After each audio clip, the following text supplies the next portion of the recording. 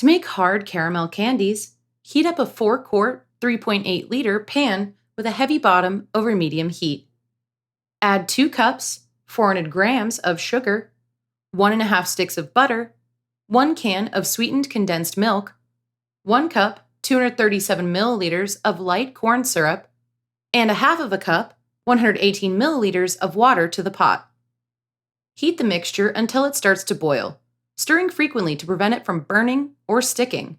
Once the mixture starts to turn light brown, insert a candy thermometer.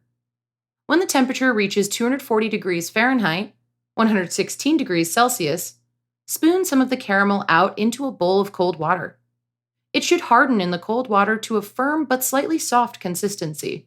If it's rock hard, the candy's already overcooked. Once the candy reaches the consistency you like, remove the pan from the stove and stir in 1 teaspoon, 6 grams of salt.